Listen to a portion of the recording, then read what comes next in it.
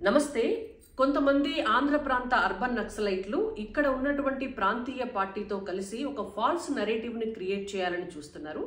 బాలలత గారని చెప్పి civil services academy నడిపేటటువంటి ఒక టీచర్ ఆవిడ నిన్న ఒక వీడియో రిలీజ్ చేశారు. ఆవిడ చెప్తున్నారు చాలా క్లియర్గా, భారతీయ జనతా పార్టీ హైదరాబాద్ని కేంద్రపాలిత ప్రాంతంగా చేయబోతోంది. హైదరాబాద్ని సెకండ్ క్యాపిటల్గా కూడా చేస్తుంది. ఇక్కడ ఉన్నటువంటి ప్రాంతీయ పార్టీల అస్తిత్వాన్ని దెబ్బతీయాలనేటువంటిది బీజేపీ కుట్ర అని. ఇవాళ నేను ఒక విషయాన్ని చాలా క్లియర్గా చెప్పదలుచుకున్నా.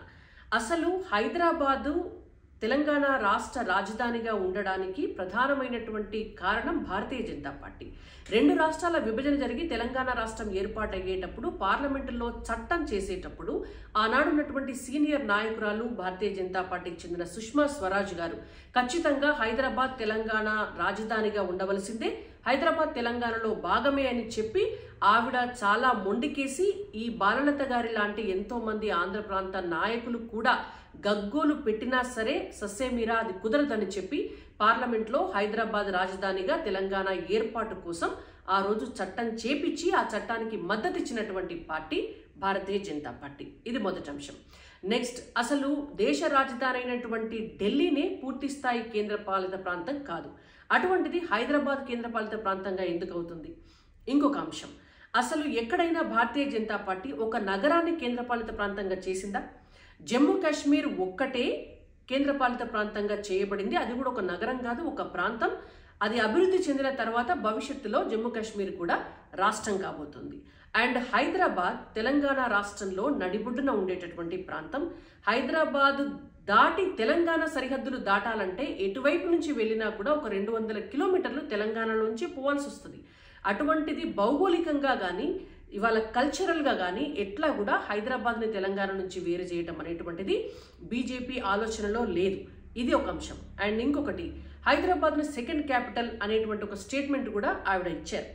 అసలు ఎక్కడైనా భారతీయ జనతా పార్టీ పాలసీలో మనం చూసుకుంటే 1 nation 1 election, 1 nation 1 tax, 1 nation 1 ration card, 1 nation 1 market. ఈ పాలసీలో మేము ముందుకు పోతుంటే 1 నేషన్ 2 క్యాపిటల్స్ అనేటువంటి కాన్సెప్ట్ ఎక్కడి నుంచి వస్తుంది?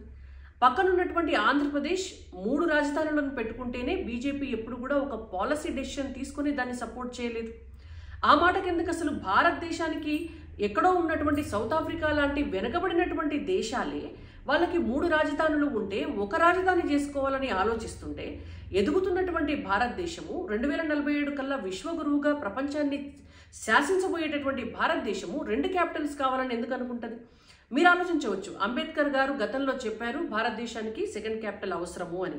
కానీ అప్పుడున్నటువంటి పరిస్థితులు వేరు. అప్పుడు అసలు భారతదేశం పూర్తిగా ఇంటిగ్రేట్ కాలేదు.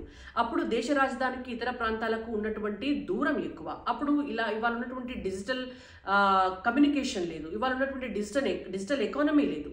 కాబట్టి ఇవాళ 2వ క్యాపిటల్ భారతదేశానికి అవసరం లేదు. జై తెలంగాణ, భారత్ మాతకి జై.